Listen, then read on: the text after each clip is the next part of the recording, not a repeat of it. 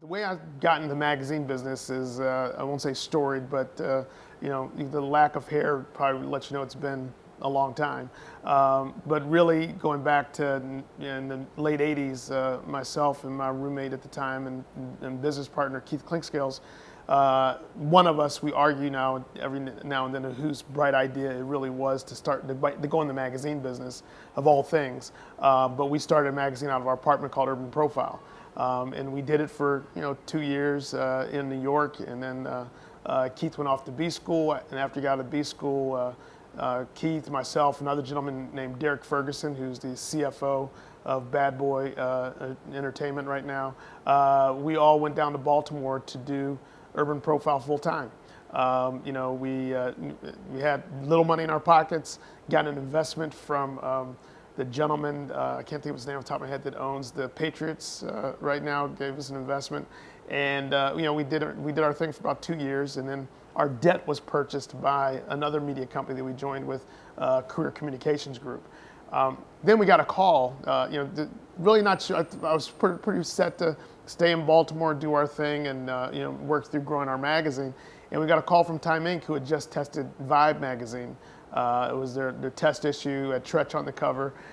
We sort of joked that they had more ads in that first issue than Urban Profile had in our 5-year history. But we felt they were sort of, working for the man almost. It was like, we're doing our thing down here. It's a Time Inc. venture, big money. We're doing our own thing. But we got a call and they asked would we be interested in launching, being part of the team to launch Vibe.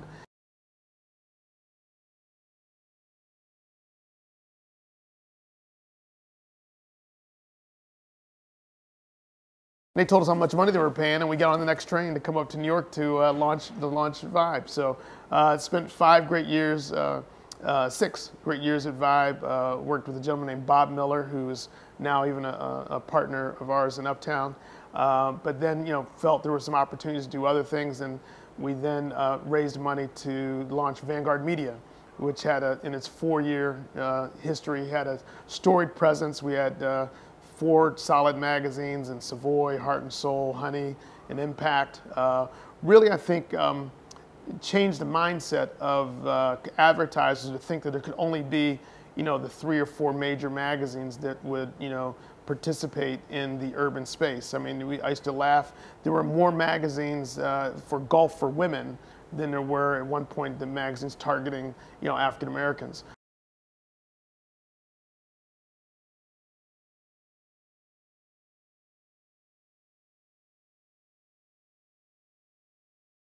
And so, with those magazines, we went out and developed a set of properties. Both, it was during the .com era, so it was there was some web investment, probably too much, obviously, which is probably our downfall. We did that for 4 years, and then in private equity terms, we ran out of runway. So that was from '99 to 2003.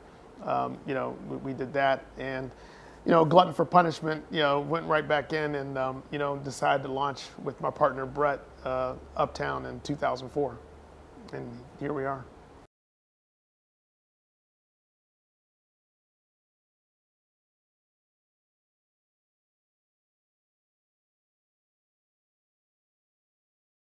I look for people that are, self-motivated. I mean, I like to, I feel that I'm a good teacher, but I'm sort of the teacher that throws you out in the middle of the water and just says, hey, look, let's just start swimming, and wave back if you need me, and I'll show you what to do. But so people that are self-motivated and self-starters, that have a lot of confidence, but then real people persons. At the end of the day, what I always tell the reps is that people want to do business with people that they like, and that at least want to, they're going to buy the best thing for their client, but they really want to associate and do business with people that they feel confident in and they like to, to be around. And so you have to be a good people person, and I think the rest we can sort of build upon from there.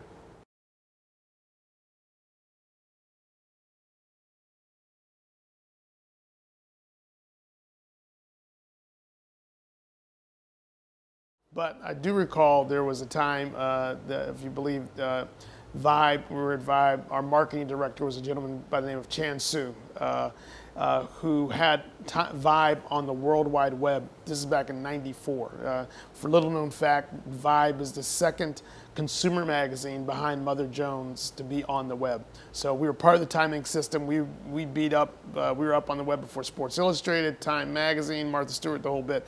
Can't say it was because of me, but it was because of this guy Chan Su. So Chan at some point said, "Hey guys, I'm going to leave." Chan is the type of guy that would buy. We at one point, I think we owned Spin.com, and he just bought it for the giggles of it and gave it back to him, just so he said he owned it for his, just to mess with him. But anyway, so Chan said, "Hey Len, I'm leaving the magazine world. I'm going to go. This internet thing is going to be big. I'm going to start an agency, focusing on the internet and the growth of that. I want you to come with me." And I said, "Chan, think you're a great guy. Hey, I'm sure this internet thing is going to be big, but I think I'm just going to sit here and, keep growing on my magazine path." Well, Chan went on to start agency.com. And, I'm sure several millions and millions of dollars later, that's probably one of those times where I thought maybe I should have gone left instead of going right. So, but I mean, certainly I've made mistakes too numerous to think about, probably a lot of real small ones as opposed to huge ones. But I don't regret any of that. I think those life lessons, sort of come along and you really learn from them. And, your goal is just not to make the exact same mistake twice. Those, there's a bunch of them.